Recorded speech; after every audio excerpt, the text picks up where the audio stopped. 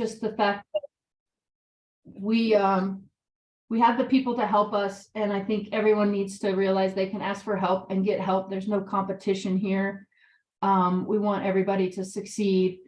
And also just mindset. I just gotta, I've just heard it so much, and being intentional and using those tools that we have. They're here for us. We might as well use them.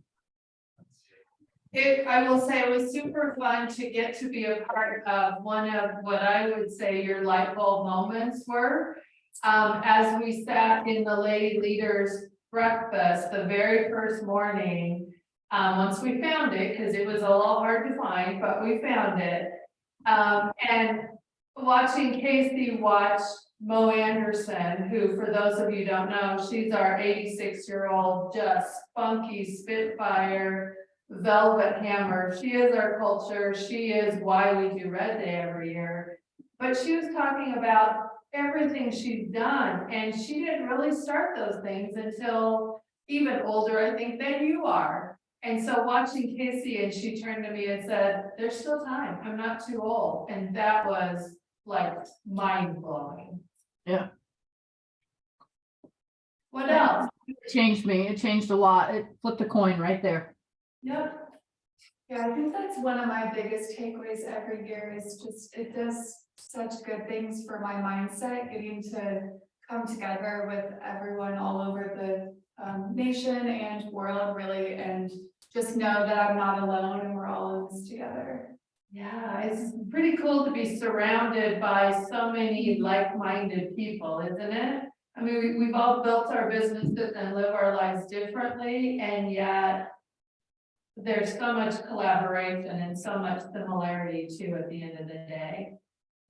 And it's great to hear from different people. One of my favorite panels had 3 different agents who all ran their business very differently and had all found success. And it was really interesting to hear each of their perspectives. And it just reminded me that there's no one way to run a business and be successful. You can find success with whatever you do, as long as you put the time and effort into it and really be purposeful with your actions. Yeah, and you're going to build your business much stronger and much more stable if you do it your way, right? Within parameters. But I think we model a lot of people in our businesses are built on models. And yet there's also a lot of ways to do the same thing, right? What else? We can't see who else is on the screen. So I don't know if there's anybody else on screen that was there. So Debbie, Yeah. this is Margaret. So I wasn't there. I was watching from afar.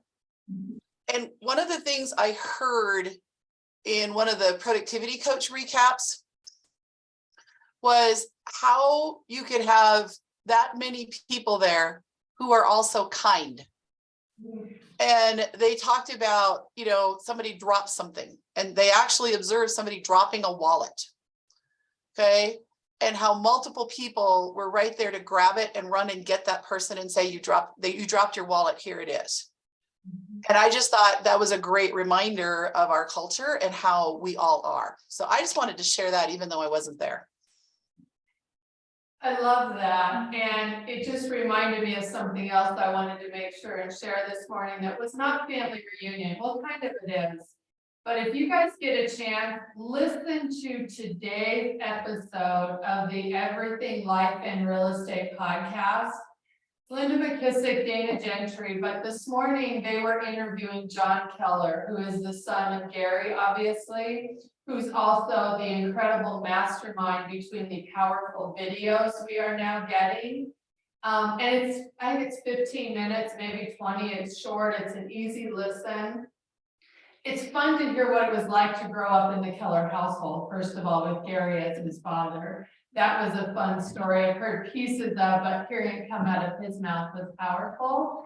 But really cool how he is the one that questioned his dad about what is our purpose. And we're getting too corporate, and what is our purpose?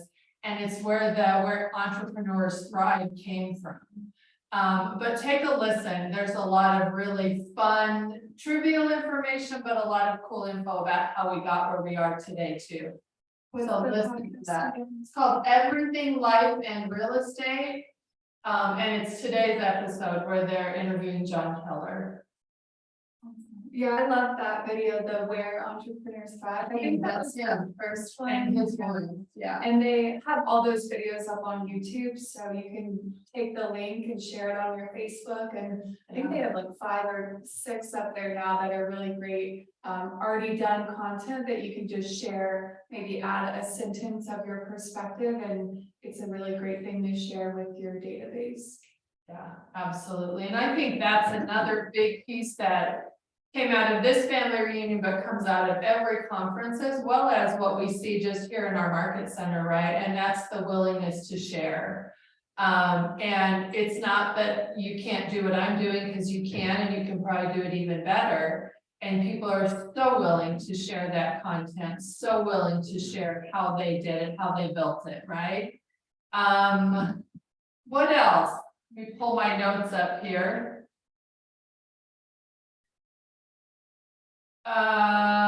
We talk a lot about social media and content, and I loved a couple of things that I heard about that. One of them was that everything you do is content, and you are the sum of all the content you create. So think about that when you're putting content. I tend to get in this one path and don't veer from it, and then I'm like, no, I need more stuff, and so I gotta come back. But the other piece that I really loved was it takes 2 brands to be a success. Your personal brand has your face, and your business brand has your logo.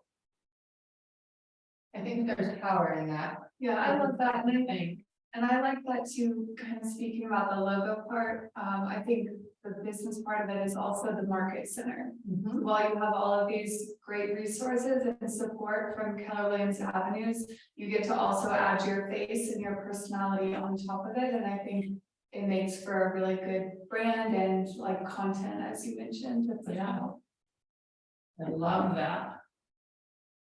Let's see, what else? Maybe what was your favorite breakout and your top takeaway from it, Debbie? Yeah, I did a lot of the path to profit share and growth share this time, because that's obviously big in my plan for 23. And so it was hearing also how people have done that. It was learning about growth share. I knew very little about the international piece of growth share. Growth share for one does not cap like profit share does. I didn't know that. But also loved hearing that the next 3 countries we're going into are Croatia, Austria, and the Netherlands. So I keep telling people this, but if you know anybody in those countries, you guys, it's massive opportunity.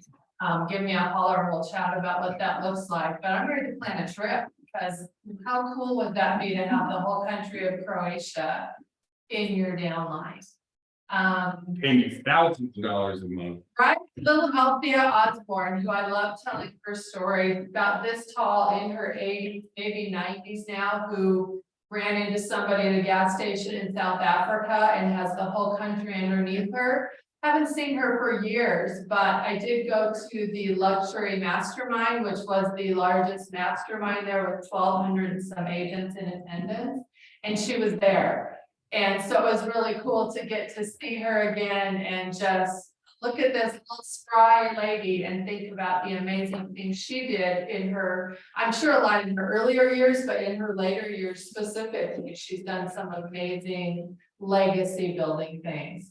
Charles is in the house again, so we'll turn it back over to him and let him continue with the way he had intended this to go. Yeah, no real intentions on how I thought this thing would go. I think that at the end of the day, what's important is when we come out of one of these classes, whether it's a 3-day conference or a 2-day class, or even a few hour classes, that we go in there, we take notes, and we figure out what is tactical for our business, and then we implement it. Because I think a lot of us are very, very guilty of having some of the smartest bookshelves in our area, right? Where we go through, we get a ton of notes and then we get overwhelmed or we never implement or get technical with what we do and we set the notes down and then a couple years goes by, a couple months goes by, whatever that looks like, and the event rolls back around, we spend money on it and we don't do anything with it. So I think the importance of today is we had a lot of people go to some things. Let's have some conversations around it and let's kind of talk about some of these slides as well as the code book. Right, I think the code book is big, and while I didn't walk it in with me, let's talk about this. So state of the company, right, as we're going through, this is the coffee stain with KW, right? With virtual consumer, virtual agent, virtual market center as we're going through, and these are our different products that we have, and they talk to one another, and that's one of the biggest things that we've been doing. So KW consumer, KW command, and then command MC is how we do this. And the big theme, the big conversation of the day is, yes, we will share the recording, is the 4 laws of the database. And that's what's big, right? We have to build a database, we have to feed it every day, we have to communicate with it, and we have to service all the leads. And as we're going through, guys, this is what's important. And this is what the Tech Roadshow came through, is that we saw that 201 contacts in our database, and we will be able to have an earning potential that is met from what we've seen in years past. And what we kind of see with that is not only that we have to have 201 people in our database, but we have to feed it and we have to communicate to it. Anyone raises their hands, we have to service that client. And so as we're going through, let's talk about some different things. This is what it looks like. We build a database, we put it to command, we feed it by putting out commands or campaigns, whether that is emails, text messages, phone calls, whatever that looks like. We communicate with it by putting it on a smart plan, and then we service our leads, and those are through our opportunities. So here it is. Here's one of the first things that I'm excited about. We have these reimagined agent sites. And so they're going through and they are going to clean up our sites, and this is kind of what it looks like. If we were to look at our site now, it looks nothing like this. It's actually like one button that you click on, it has a bunch of drop downs. But they can actually go through and kind of look at some of these tabs. There's the About Me, search for properties. That third one's pretty exciting, the home value tab, where someone can actually go in and request the value of their home. Your blog, there's a more section if you're wanting to add different pieces. And obviously your login, like as a consumer, if I'm going through here and I'm being religious, like I have my Zillow account or my Redfin account, I do the exact same thing here, as well as reach out to the agent. So your home evaluation, guys, this is cool. Like as we're going through here, this is the top requested feature that people have been doing. They're like, I need this home evaluation piece that I'm not just communicating a CMA every year to my clients. And so your clients have the ability to go in and see what their home value is over today, the last 30 days, a year, the last 5 years, right? The largest financial decision in most people's lives, and we're the real estate economists of choice, is we are able to give a product now that will tell them if they're up or down, and if they have any questions, they can reach out to you, their agent, which is very exciting. New AI powered ads, guys, and so for the people that are looking to run some leads, they are going to integrate the Google AdWords, which is there now, but it doesn't work. Instagram and Facebook, which we already have. TikTok is on its way. And then dynamic ads, right, where they're going through and the ad kind of changes depending on the person that's sending it to. Based on the person that's sending to it, it knows what the message needs to look like. And that you can retarget. So cool, like those new websites that we're getting. And for people to be able to go into those new websites, touch some things, and guess what? The data is going to be mined from there. People are on the website, and we're going to be able to actually put an ad back in front of them. So someone is visiting my website, now that they're on TikTok, I want you to put this TikTok video in front of them. Now that they're on Facebook, I want you to put this Facebook video in front of them. And we're able to just take our message, and now guys, think about this. Like anytime that you've ever done anything to where you're looking at shoes, or you mentioned Nike, and then Zuckerberg following you around, and they start popping up on Amazon and all these different places, like you have that ability now, which is pretty neat. And so these new AI powered ads are going to be huge. they're cleaning up the monthly neighborhood nurture. And so even just kind of looking at this thing, it looks much more cleaned up. It's also gonna be into the KW consumer platform, so the monthly neighborhood nurture, they're gonna be able to have on their app as well. And what we're gonna be able to do is all of this stuff, guys, we're gonna be able to get super hyper connected with everything. And this is what we need everyone to think about. Having 201 contacts in your database is cool, right? Like, but it doesn't do anything for you unless you were reaching out to them or feeding it. And I would say this, and this is gonna be my biggest challenge to everyone, is that we need at the very minimum to have all of our people on a monthly neighborhood nurture. Like, this should be the bare minimum of anything that we're doing. We're gonna have their name, their phone number, their email, their birthday, their home address, right? Like, we're gonna have all 5 of those contact pieces of information. And that's the bare minimum to even get the ticket to entry. And the second thing that we need to do is that we need to put all these people on a monthly neighborhood nurture. And for those that are asking yourselves right now, well, I have some people in the monthly neighborhood nurture. What's it gonna look like when this thing gets updated? It will automatically change over. So I don't want anyone to think that if you have people in monthly neighborhood nurture, you're gonna pull them off the smart plan. All the new smart plans will roll out to your people as you're going through, but I would challenge everyone. Get everyone you know on a monthly neighborhood nurture. We also have these digital business cards, which is pretty cool. So you guys all have access to this. If you go into your phone and you go into KW command, mine's loading. There we go. For those that don't know, this is what KW command mobile looks like. And at the very top left corner, you can see I have my face. When I click on my face, you'll click on your own face. You won't be able to click on mine. You'll be able to go through and you have the business card and you click on the business card and then boom. Now you can actually digital business card, they can scan this and all of your info will pop up in their phone. You also have the ability, right? Guys, I don't know if you saw that as well, but we're gonna have the ability to share your app link from here, right? There's a lot of different cool stuff that is going on. So this is one of the little things that we have, and I see all of you looking for it right now, trying to figure out what it is. It's way more fun in person because I can tell you this, I was sitting by Kevin during this.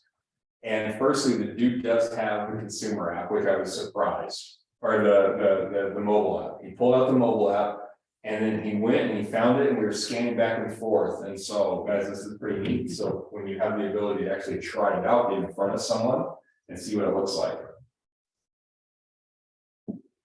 Then what they're doing. Is that grab their info too, or just one way? One way. Yeah. Then what we also have, guys, if we look at this, command app, the easiest way to import your phone contacts into command. So this feature, I don't believe is out yet, but I haven't played with it, so I'm going to try it real quick.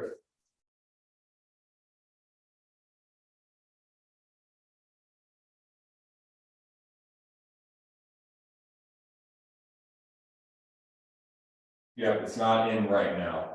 And so we will have the ability to actually go through there.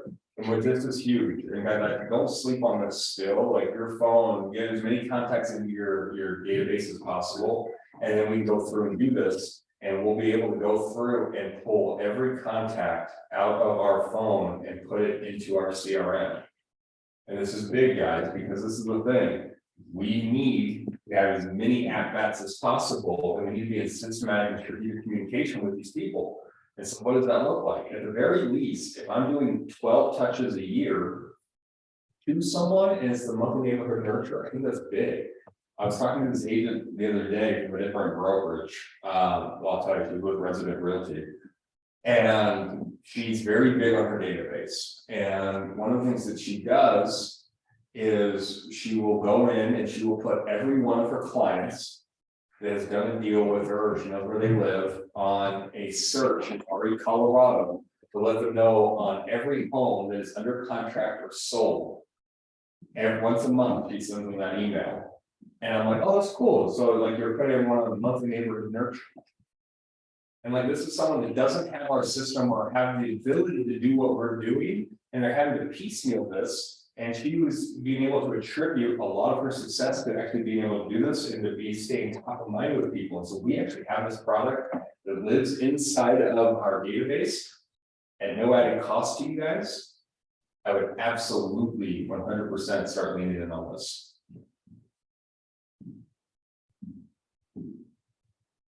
So then, as we're going through, here's this, right? We're getting excited, boom, there it is. So everyone that's on the call right now, there is your code book. So if you want to scan this, we will send out an email a little bit later, but you guys will be the first people that weren't at family reunion unless you're in Margaret's productivity coaching or Bria's productivity coaching there to share it with you, which I'm assuming both of them already have at this point. If you haven't gotten the access to it though, here it is. So scan this. These are your code books. And this is pretty cool, guys, because what this is it's step by step on where does the lead come from? What should I do next? Because I think that we get into this thing in our head to where we just need to go out and do the activity. If I do the activity, I'm going to win. And in some cases you will. Like if I just go to an open house, I might get lucky, and I have gotten lucky in the past to where someone raises their hand and they want to buy the home. And I've been able to capture the lead that way. And they also have a sell sign that they need to do, and I've been able to get that. And while I wish that for all of us to be able to just have one conversation with someone and for them to be able to transact business, we know that's not likely.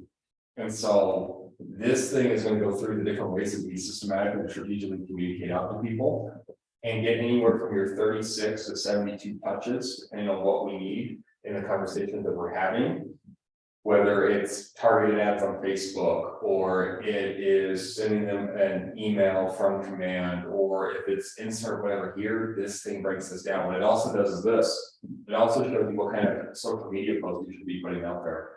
What kind of message should be on it. Like everything is in this book, and it's pretty cool that KW's invested the time and energy to do this. There it is, there's the 201 club piece, right? This is why 201 to 1,000 is important, guys. And if we put this amount of people in here, we're seeing $120,000 GCI on average. Which I think everyone would appreciate, that kind of bump in revenue, right? $120,000. Getting them in there isn't enough, though. We need to be able to reach out to them and have conversations with them. That's your KW numbers. Y4C2Ts we went through, and all of the different accolades that KW has gotten and how they fit into our Y4C2Ts. Then they brought out all of our community leaders on the stage, and I don't think that they knew if the weight would hold all of them, but they did it anyways. There was a lot of people. And just some of the different pieces that we've gone through, the different communities that we have. Celebrating 10 years of KW worldwide, just like Debbie was just talking about. All of the different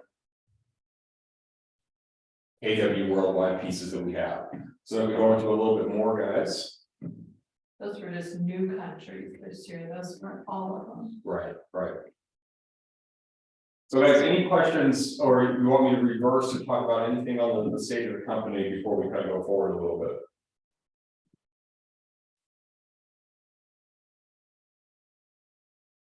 Simple, cool. So then we get to vision. So this is vision 2023. And guys, this is the data slide, which I think is hugely important. And while we talked about, a couple of these at family or at the team rally on Wednesday when we flew back in town, I think that we need to look at some of these things, get comfortable with having these conversations, look to see how we can put some of these on social media, look to see how we can put some of these in our newsletters, and honestly, how can we put these in our buyer and listing presentations? Like not all these slides, but a lot of them are going to be very important. And so home sales, right, we went through, we saw just a little bit of a decrease, right? If you were to go and look at 2022 sales, they were pretty okay. They weren't huge, right? And we're expecting there to be anywhere from a 15 to a 30% decrease this year. That's one of the biggest things that we need to know, that we're going to see a 15 to 30% decrease in home sales in 2023. Here's what the monthly piece look like as we're going through. And I'm not gonna spend a whole lot of time on some of these. This one I think is important though. Right, as we're having conversations with people and you guys can actually see a lot of, news outlets talking about how there's lost equity in homes. And I think this is a very, very, very important. If we were to look at the long-term trend. Since 1990, we've seen 4% appreciation year over year over year. And then something weird happened in 2008. And we lost a lot of equity in homes. And honestly, this was a bad thing. This was a crash, like people actually lost money in homes. And it didn't really start to recover and get back to that 4% trend line until 2021, right? We saw a monstrous increase from 2020 to 2021. And we started seeing the double-digit appreciation, right? Which is unsustainable. Double-digit appreciation is unsustainable, and that's why, like, the average price point in Hawaii right now is $900,000. The average price point in Colorado, we're at $640,000 because of these double-digit appreciation that we're seeing. So right now, right, if we look at this thing, in 2022, we were 12% above the 4% trend line because we were seeing these double digits. They're predicting it to drop, right, a little bit, not significantly, in 2023. And we're going to see what that looks like. This is the good news. So if we're thinking that there's less deals out there, this is how we want everyone else to think of this. And this isn't a mindset that we want you guys to keep all times, but think about the volume that we're doing. This is the second highest volume in recent years ever that we've seen. And so while there's going to be less deals, there's still a lot of money to be made for the agents out there when you are buying and selling houses. I mean, think about what the average commission is on a $560,000 home.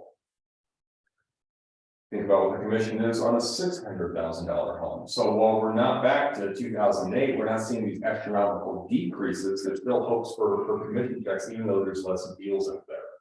The other thing that struck me about that slide Yeah. is when they said, the reality is, based on us being that 12% above right now and average appreciation being 4%, we could appreciate 0 over the next 4 years and still be on the trend line. So any appreciation above 0, we're still going to be above that trend line. And I think that's a good point. I appreciate you saying that, Debbie, is that we're gonna be having a conversation, and the news outlets are already saying this, that we have lost value in homes. We have lost value in homes. This is the thing. Yeah, I agree that if you bought your home for $100,000 over asking price, and you had to come $100,000 over out of pocket in 2021, then you probably are underwater at this point. You probably are. But this is the thing, you're only going to lose money if you sell your house. And guess what? The banks aren't looking to foreclose on houses this year. Like, they're not looking to do it. So if you're slightly underwater, they're not calling your home loan due. They don't want that. That's bad business for them as well. And so as long as we're up to date on our payments and we're not selling our houses, we're not losing money. The people that bought back in 2012, 13, 14, 15, 16, all the way up to 2021, guys, they're in the positives. And so we need to keep that in mind. And so unless they did something weird where they're refinancing, this took all the equity out, like, these people are okay. I was having a conversation with someone that literally bought their home back in the 2000s for $300,000 in Arvada. And this home is worth $800,000-900,000 now. And I know this, but they're listening to the news, they're hearing different things, and they're like, we're losing money on our house. And I'm like, you're not losing money on your house. From when you bought it to when you want it today, you have $400,000 plus in equity right now. And so we need to be keeping in mind, like, while we know this stuff, we need to be putting this information out there, because the general public's getting their information from CNN, Fox News, Twitter, YouTube, insert whatever here, and they're all pushing the same message that you're losing money. No one's losing money unless they sell. And if they bought it in a previous time, they actually have big equity. We need to make sure we're getting that message out there. Inventory, guys, this is the thing, like, as we're looking through this is also another thing. We are still in a seller's market. Right, as we're going through here, this is national data, but this is the United States, this is Colorado as well. We are still in a seller's market. And we know that it takes 6 months of inventory to be in a balanced market. And what that means for our newer agents is if we didn't put a new home on the market on the MLS today, it would take 3 months based on this 2.7 months for every home disappear off the market. If it took 6 months, we would be in a balanced market. If it took more than 6 months, we would be in a buyer's market. And that's what this is talking about. So keep in mind, nationally right now, we have 2.7 months of inventory. And if we didn't put another home on the market today, it would take 2.7 months for every home to disappear off the MLS. Look at the difference from the crash. When people say, is this like the crash? Look at it, I mean, we're 8 months different. Yeah, but this is like 2008, right? That's what Debbie's saying. We are months away of inventory for this to be 2008. And I think what's also interesting about this is look at the appreciation that people have gotten during those times. 12.49%, 6.3%, -4.4 is what they had back in 2006 to 2011, and then 8.8% appreciation, which is interesting. Like if you look at that as well. Mortgage rates, guys, I think this is a big one as we're having some conversations too. If we're going through this thing, this is probably one of the other slides that I might be putting in my presentations, where we're looking through it. So the annual mortgage rate, which is our blue bars, the historic from 1972 is in the green. Historical from 1990 is in the darker green. And then our historical average from 2012 is in the blue. So look at this thing. Like if we're talking about even from 2012 at 3.8, okay, so that feels a little weird, right? Like I get it. So if we're talking about historical data from 2012, we're higher. If we're talking about historical data from 1988, we're higher right now as well. And then if we were to look back at mostly historical data from the 70s, we were lower than 1970 and obviously from 1980s and all these different things. And this is what I think we have to keep in mind as we're having these conversations. Think about what 2021 looked like.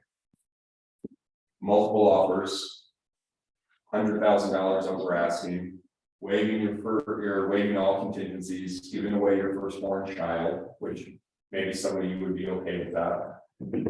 And as we're going through, think about this. What this market looks like is their monthly payments going to be higher. Yes.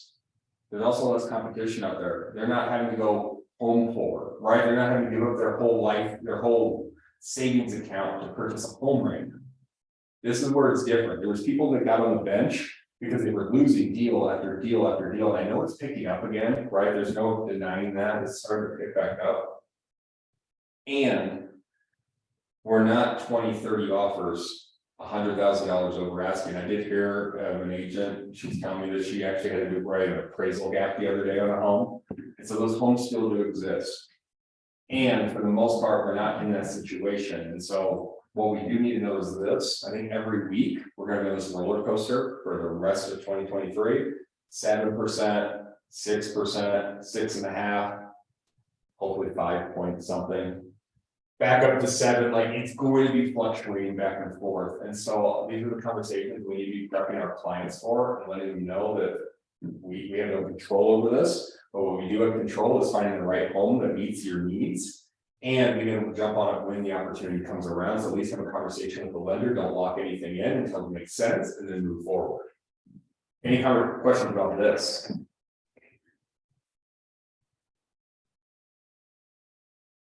Well, all right.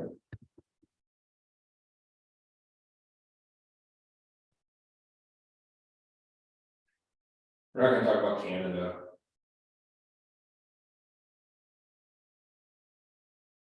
Guys, this is also something that's driving a lot of different pieces right now. And I think there is some thoughts that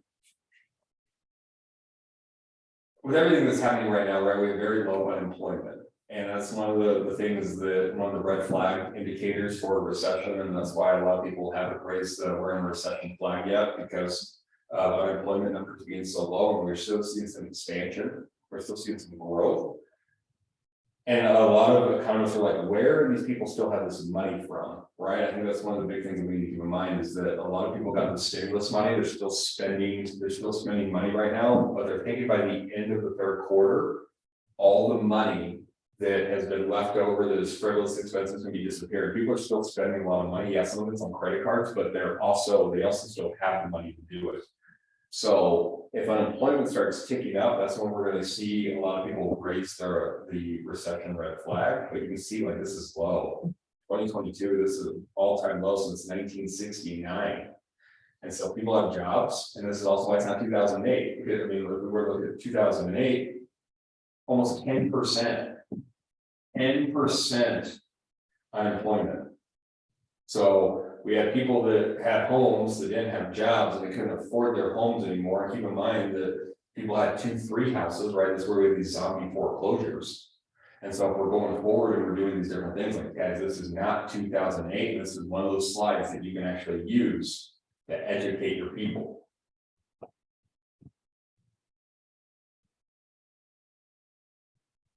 That's just unemployment, personal savings, guys. This is a big thing as well. Like, this is what they're talking about. So we got stimulus money, we got all these things that were happening. People had a savings account.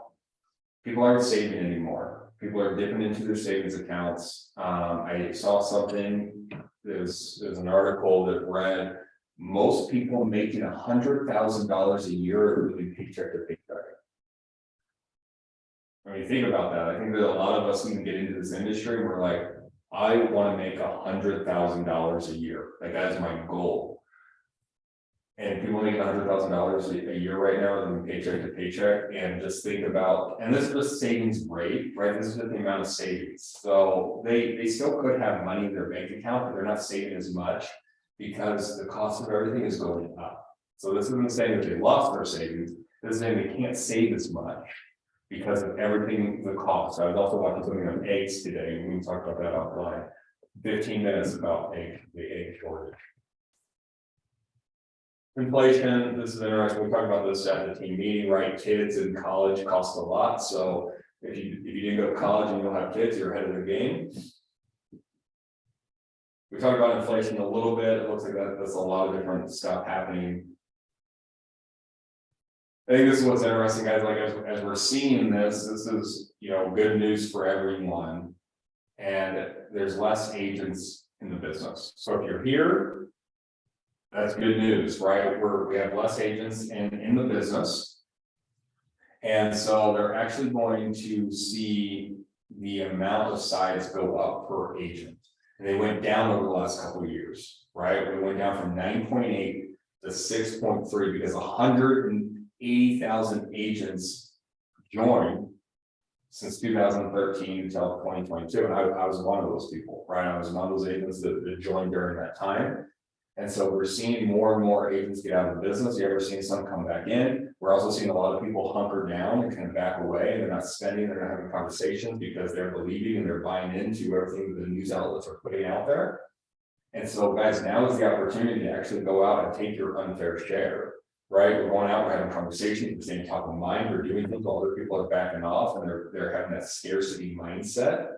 Now is the opportunity for you guys to look at this. Historical average is 10.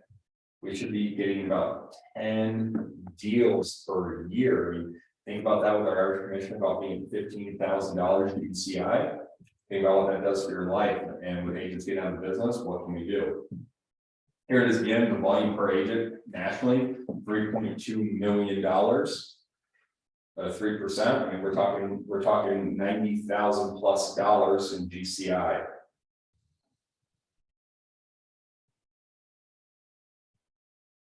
This is also interesting, guys, as you start looking at this, 5.1 is distressed sales. And also why it's not 2008. Look at 2008. How many distressed sales, short sales and foreclosures? 40%. 40% of all the deals back in 2008 were foreclosures and short sales. We're nowhere near that right now. This is also another slide that I'm bringing into my presentation, and I'm letting people know, like, if we're selling or if we're buying, guys, I know what the news is saying. This is the data that shows that we have well-qualified homeowners. We don't have a lot of people foreclosing or being closed down on their homes. Here it is again, underwater homes, and historic average is 6%, we're less than 2% of the population is underwater on their home. They missed a payment, right? It's been recorded, a recorded missed payment. This is also one of the issues that we're gonna be running into, guys, is this new home starts. So back in 2008, they got held holding the bag because they had so much inventory, right? There's this overage of inventory and the builders got hurt. And so the builders significantly ramped down production. And so when they started ramping down production, that means that homes were more valuable, right? Because there was less homes for more people, because this is the thing, like our society, we populate daily. And more people are getting into our world. And so right now we're at the trend line, new family starts, and they're going to go less this year. And I think this is very important. 2023, there's going to be less new home starts. And a lot of it's because of the interest rates, because the new home builders are not going to be able to make as much money, because who's going to go buy a brand new 600, 700, I mean, the townhomes behind me right now are $700,000. $700,000 for a townhome. And think about that. So who's buying a townhome? For the most part, I would say that it's supposed to be affordable. It's supposed to be a new home start for someone. And if we're going to $700,000 at 7% interest rate, that's no longer affordable, and not many people are raising their hand to rush into these things. So new builders are going to pump the brakes on these new home starts. They're going to start looking at multifamily, which is more rentals. We were looking at Ralston right now. Ralston, for the most part, all rentals. Like I was looking at it the other day, and I was talking to the Howards because they heard some different information that I heard, so I'm going to look into it more. But for what I'm understanding, everything that they're building over there, minus like 50 homes, are going to be apartment buildings. And so think about this, like this is the big shift that people are going into. And so rentals, the demand for rentals is going to decrease a little bit because there's going to be more in there, but the home values, this is why I don't think our home values are going to drop, because there's going to be less inventory to get, so there's going to be more demand. New home sales, there we go. We already talked about this, guys. This is what's ridiculous. Going to school is ridiculous. But if we were to look at this is the debt, student loan debt in the trillions, $1.6 trillion in 2022. And then all the other debt that we can imagine, which excludes mortgages, is $2.9 trillion. So student debt is a killer, right? And this is why we're seeing a lot of millennials that, while we like to poke fun of millennials, and I'm allowed to because I am one. When we start talking about avocado toast and living in the basement with their parents and all these different things, I mean, school's expensive. And I think a lot of people were sold that you need to go to school to get an education and go spend $100,000 to go get a job that pays $40,000 a year. And a lot of people bought into that mentality. And this is one of the big opportunities that we have. Why people can't afford a home at 7% interest rate right now is because they're paying off other things. Economic risk in 2023 is what they're talking about. Further escalation in Ukraine, inflation, the debt ceiling is getting ridiculous right now, and our economy could stop, right? It could. Some things could definitely happen because of that. China, I don't know if anyone's been following that right now, but I think China and Russia have been having some conversations. And then continuing environmental concerns. We just saw the 2 derailings of those trains that happened recently. So we have a lot of things that are going on right now, and this is also something that's scaring a lot of people, and it kind of backing them off of looking to purchase houses and some other things with all of this going on in the world, which is all bad. This is important. I know Debbie posted a post about this the other day. Debbie, what does it say to you? just talks about when people say, now I'm gonna rent for now until the prices come down or until interest rates come down, and that's their theory, and they don't understand what that actually looks like. And so I think it's a great graphic to show what happens, right? In 2012, if you would have owned. I gotta remember how this one was laid out, but that would be your equity gain, yeah? Yep, if you owned Yep. it, if you owned your home, yep. Yep. Or if you rented and invested your money, you'd come out ahead year one, right? Or if you did some combination, you'd come out even better. But it only takes 4 years for that to completely flip. Actually, I guess year 3, you're already there, but it happens fast. And so while they can look at the numbers for 12 months and yeah, they've got a good argument, it's not sustainable. And every year they wait, they get further behind. Yeah, and so that with this slide is what Debbie was talking about, like they did a study from 2012. And yes, if you only owned your house for 3 years and you were gonna sell it, it probably made more sense to rent. And what we've seen is that 4% appreciation year over year historically. And so it makes more sense to own a home more than 3 years.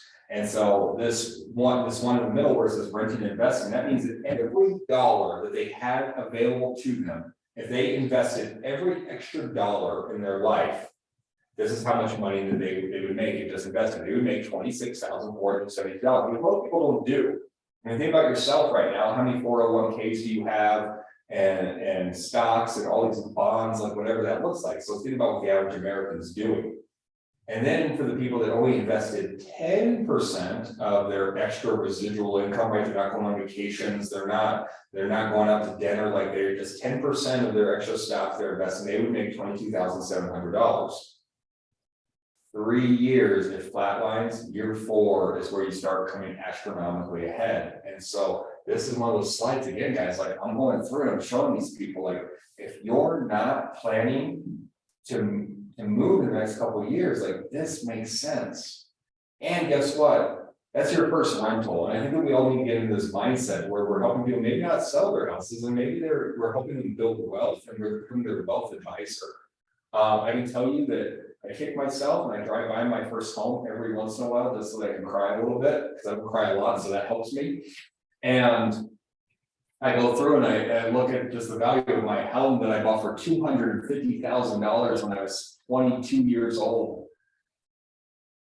And now it's worth $700,000 now, and I sold it for no reason. We were talking about why we sold it the other day, and I think we tried to talk ourselves into a reason. But I don't think we both landed there. So if we're going through, guys, like this is the thing, let's be wealth advisor, let's show people the data, because this is data that logic makes people think, emotion makes people act. And as we're going through here, this is a huge slide, and I would absolutely encourage everyone to get familiar with this thing. I do a social media post around it. I would encourage some conversation, and I'd be putting this in my listening and buyer presentations. I think that was a huge mind shift for me in going from just a realtor and taking care of my people through the transaction to actually looking down the road at the wealth side of it.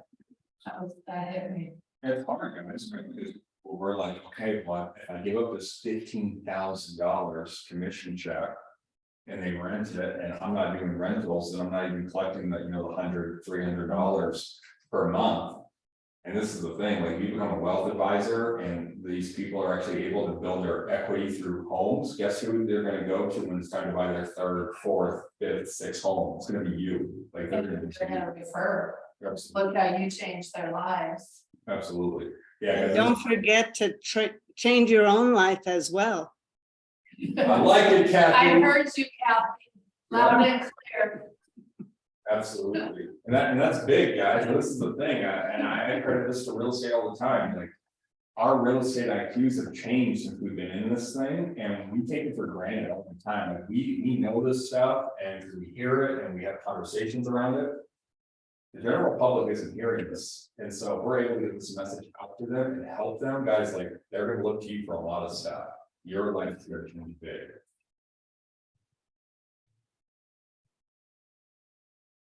This is just the allocation of financial investments. This is kind of a fun slide to look at every year. And so if we're going through real estate, the wealthy, right, 50% is in real estate, cash and deposits, 24% of the population is holding just cash.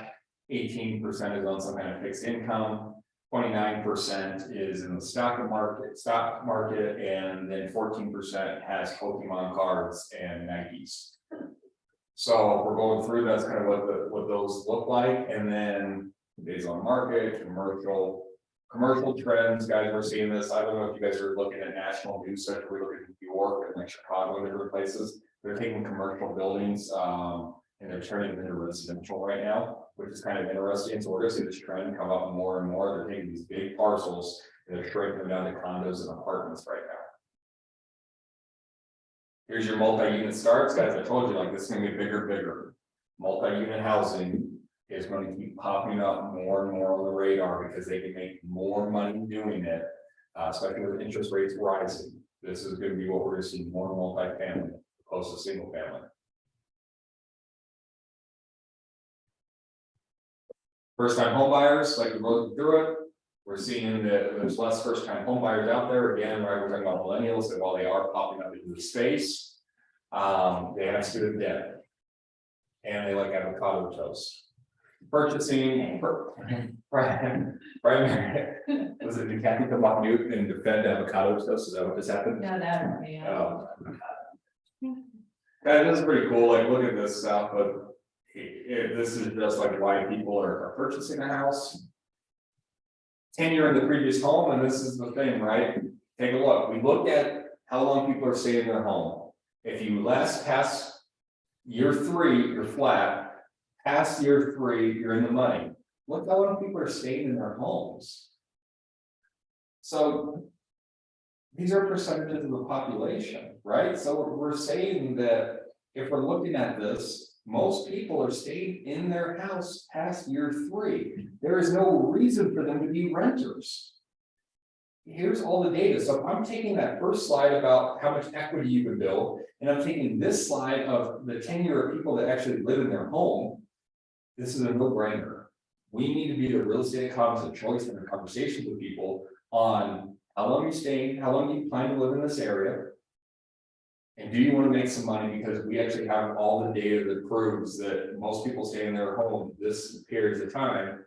Look at 21 years or more. Like, guys, this is big. And so just think about the equity, think about the things that you can do with refinancing, not a 7% interest rate right now, but the HELOCs and all those other things, if they have this kind of equity in their home, $200,000, $300,000, $400,000. Jarvis, Yeah, sorry, what was the number for the percentage now for some home buyers?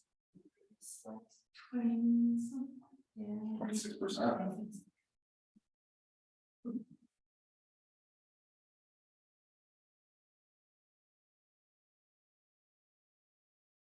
Weeks in home search, guys, this is interesting. 10 weeks in home search, and we know this, right? Like, we were experiencing multiple offer situations, the heartache of interest rates. Yeah. And what else? What else are we? 5 months later. 5, yeah, Shelby said 5 months later. Wish it was 10 weeks. But yeah, guys, like, we saw this.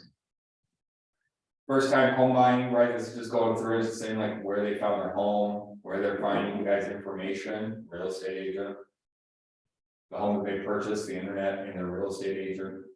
What they find valuable on the website, photos, info, floor plans. We talked about this a little bit at the team meeting, guys. The floor plans is big. We should be looking into this more and more and getting this as part of our data. We have people that are buying from out of state that need to know what the floor plan looks like. We have people that need to be able to conceptualize what the house looks like. What Kathy said last time was, it's also going to break up some of the disruption where someone listed as a ranch, and it's really a tri-level, and we're gonna be able to look at the floor plan and not waste a lot of time. So let's start looking at floor plans for everything we're doing. Here's something that's interesting, 86%, we saw a slight drop, but 86% of everyone that purchased a home of the people surveyed by the NAR used a real estate agent. 2% was through a builder. And this is what's interesting. This number went up. 10% was from the previous owner. They went to the previous owner to go through and to purchase their house, and 2% is the other. I don't know what that other would be. I think that was just people being creative, right? Because Yeah. they couldn't get it on the open market, so they were talking to people off market. Yeah, no, I think you're right. Buyer representation, guys, this is the big thing, and I need everyone to understand this. 2022. 35% of the agent population got a written agreement. 18% of the agent population got an oral agreement, which. I mean, hey, you want me to be your real estate agent? And they're like, yes, I would love you to be my real estate agent. Cool. Let's do it. 34% said no. And then, they're surveying buyers, right? This is the buyers that are saying this. So this isn't even the agents. And then 14% said they don't even know if their agent had them sign an agency agreement. This is what's important about those guys, and it's not for, I mean, you should want to protect your income, because I can tell you that as a new agent, I absolutely went and took some people out to go look at properties one day. The next day, they wanted to take their family to look at the same property. And then the third day, they called me and told me they actually went to a new build that same day, and they actually don't need an agent because they're gonna go down the new build route. And so I can tell you that I've lost commission, which sucks. But the biggest thing is this, because everyone, what happens for those that went to real estate school recently, or for some of you that are sick in your head and you just remember this kind of stuff? What's our default in Colorado if we don't have a written agreement? Like, how do we get to treat that person? Yeah, we can treat them as a transaction broker. So in the state of Colorado, if I do not have a written agreement, I have to be a transaction broker. So then what does that look like? I go to a house and I show the property, and I'm doing, like Debbie would say, tour guide Barbie. And yeah, and I'm going through it, I'm playing tour guide Barbie, and I'm showing I think it's tour guide Ken, but I'm walking around and I'm showing the property.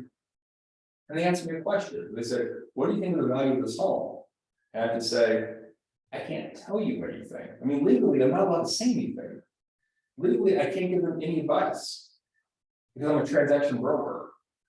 And so firstly, guys, protect your own commissions by getting a written agreement. And secondly, like, we need to be comfortable having a conversation on why it's important to them for me to be in relationship with them with a written agreement, because then I can be a fiduciary. I can go through and I can counsel them.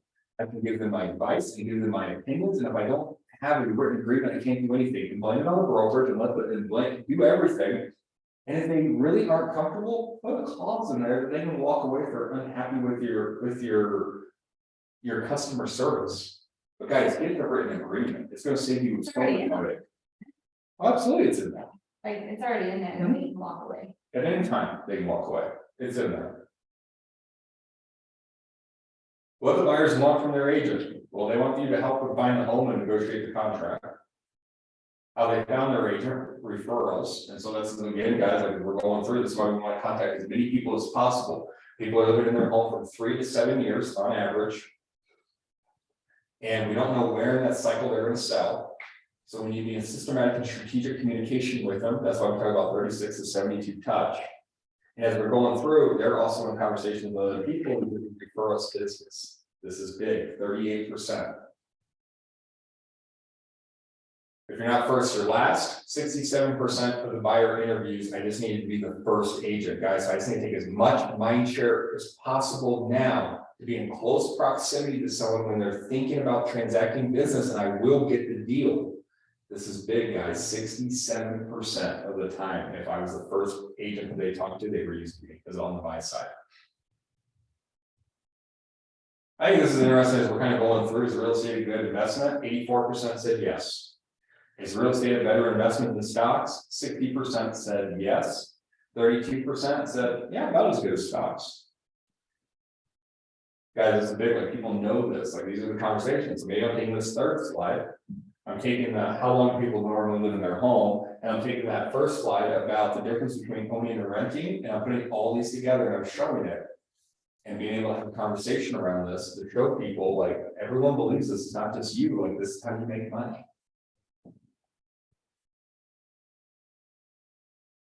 So with that, let's do this. Let's take off the slide, guys. We'll send all the slides to you. We will send, the code book out digitally to everybody. I can tell you this, it's $154 to get that thing printed the way that I did, so. Think about that, like if that's what you're wanting to do, it's not cheap. It's $154 actually. But with that, guys, so Casey, I'm gonna put you on the spot, and we didn't rehearse this, I apologize. What was your number one takeaway from all the things that you went to that, like, not just like the greatest thing that you learned, but like, what are you gonna put into your business? What are you looking to X your business in 2023? My goal is to be more intentional and follow through. Actually follow up, follow through, follow something, follow. That's my word of the day. But I am truly grasping the command itself. And I think the changes that were made, completely changed my mind and focus. And that's how I'm going to leverage being a solo agent. I like it. So follow up with the people that you're in relationship with, and that's huge. I was listening to something the other day. And this is from a top agent. I know that we've heard this, but this is from a top agent in another brokerage, so it doesn't even resonate with me more, right? Because I think like the more that we hear it from different places, we're like, okay, cool, like this isn't the script, this is real. They said for most buyers, it takes 8 touches to get them to do business with you. And so we know it's 8 to 12, right? Like as we're going through looking at our models, it's 8 to 12 touches. So you're absolutely right. Like if we have one conversation, I think a lot of us get to the point where we're like, they should want to do business with us. If I reach out to them the second time, they're gonna think that I'm salesy or pushy, and they're not gonna want to do business with me. It's like, cool, if I am salesy and pushy, they probably won't. But I like that, Casey. You're like, I'm gonna use the system, you're probably gonna do some monthly neighborhood nurtures, the home evaluation tool, maybe even get them over to your website to get them to feel it out and to see what they think about it. And just come from contribution and get some deals. I like it. Perfect. Maria, I'm gonna put you on the spot next. What was your number one takeaway? What are you gonna do to either help the agents get in business, or what do you think that agents should be looking to do? I liked in one of the general sessions, they talked a lot about anticipating the gaps in people's lives or businesses and providing the solution before they even realize that. So I'm gonna try to incorporate that in my coaching business and then also teach that to my agents as well. Awesome. We're going through, guys, and what I just kind of heard as well, like just thinking about the people and what's about to happen here soon. We're going to need to have sprinklers turned back on. We're going to need to have some lawns aerated. We're going to have to do all these different things. So who right now is going out and finding actually vendors to be able to partner your people with? Because we see it all the time. Like, how many times do you guys see, I'm looking for a contractor, I'm looking for this? And so anticipating, you know that this happens, we see it all the time. What does it look like to have this database of people that actually be able to reach out and anticipate the needs, or the first time home buyer, or the first time home seller? What issues are they going to run into? Do they need moving boxes? Oh, Debbie, you talk about the moving boxes. That wasn't your number one takeaway, but that was my number 2 takeaway for you to say. But with that being said, Debbie, what was your biggest takeaway at family reunion? Yeah, the moving boxes was good. I've heard of people delivering moving boxes upon going under contract, but this person had their boxes completely branded with the photo and everything else, and took those first. And the conversation was about clearing clutter that you want out before you list it. And so they sent those immediately to get the clutter out. And the reality is those first boxes of clutter that got packed probably are not going to get opened at their new place. They're going to go straight to the basement and sit there. And so when they're ready to buy, those are the boxes that have your branding on with how to reach back out to you to make that move. That was genius. There were a lot of things like that. The food truck I talked about at Coffee Talk on Monday, I thought that was great. Lots of those tactical, great ideas. For me, though, was the 2 things: getting back to basics, right? I like to complicate things because that's what I do. but it really is getting back to basics, and it's the people. This company is phenomenal as far as people that are so willing to share. We just have to ask, or we just have to listen, we just have to be there and be in those conversations. I put myself out there in a couple of places and am having some great response on that. Amazing people. I've already given and received a referral in less than the week that we've been back with people that I met. But this is the thing that I literally read every single morning when I get out of bed since we got back. And this was a little speech that Mo gave, again, for those that don't know Mo. Don't I feel like there's a little rap song in there. She's 86, a little spitfire. She's why we do Red Day. She may be 86, but she is full of power. And she said this, and I'm not going to be able to repeat these words as emphatically as she did, but I took it down word for word because I thought it was powerful. She said, we are a company building a business where entrepreneurs thrive. You are God's kids who absolutely have the best work ethic in the world, and you were born for such a time as this. It is time for the 10,000 people who are here to make a fresh new commitment to yourselves to go change the behavior so it matches the moment. It is time for us to go slay the giant of this ship. It's time to get over it and go do it. When you leave here, go home and choose your slingshot. We can do this. This is a holy moment in the history of our company. Are you in? It just gives me goosebumps. Yeah, so pick your slingshot, right? What is that gonna be for you? Is it open houses, is it door knocking, is it cold calling, is it, using social media? Is it going through and just following up? Like whatever that slingshot is, guys, we all have the ability. And I guess what I've been hearing a lot from some of the different classes, because I'm in different things than most of you guys are in, is we have to, just like what Debbie said, right, get back to the basics. And through the basics, it's the CRM, right? And I want you guys to have a mindset shift. And as we're going through and we're thinking about, I don't want to be salesy, I don't want to be pushing out this information in the monthly neighborhood nurture. And I keep coming back to it, but I think it is the most valuable tool that we have that is passive. Like it is the most passive thing that we have the ability to go use.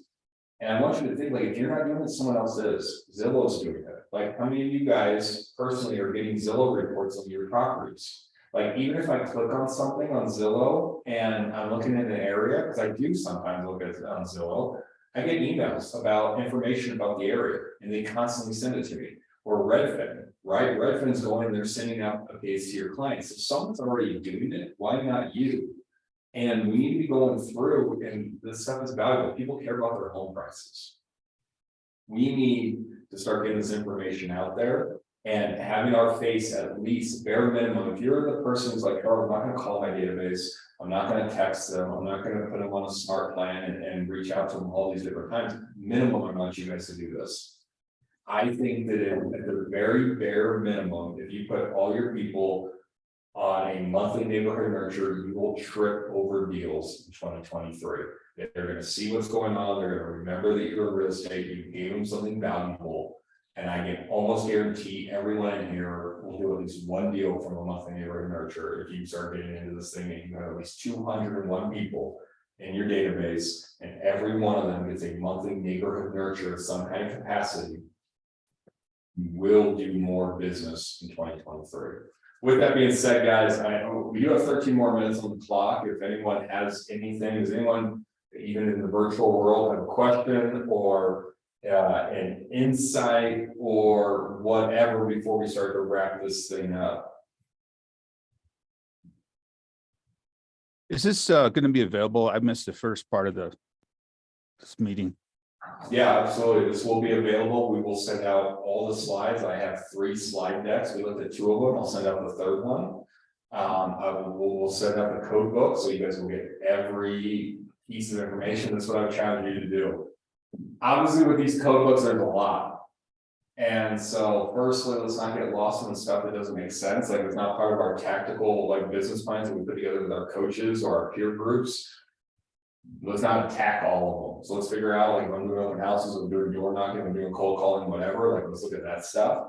And then partner with your coaches, partner with your teams, your peer groups, whoever, to actually start looking through this and start implementing. But yeah, we'll get all that out to you guys for sure. So Margaret, with, put you on the spot, I know you weren't there with us, I'll give you time to switch over back to the Zoom meeting. But with that, like, hey, so family reunion is where next year, and what should I start doing today? Well, it's in one of my favorite places to go play, which is Las Vegas, Nevada. Yes, I know, I saw that, Kathy. So if you need recommendations on restaurants or shows, I can probably tell you a lot.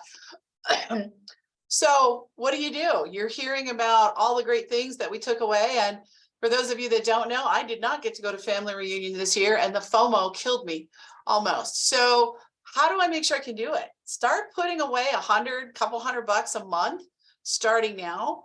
Take your commission checks, put away 10% of it, and you're going to have it paid for. You're going to have the travel, you're going to have the hotel, you're going to have the registration fees covered, and be ready to go and learn and come back as excited as I know all of the people from our market center that were there this year. So with that, that's all I would have to say.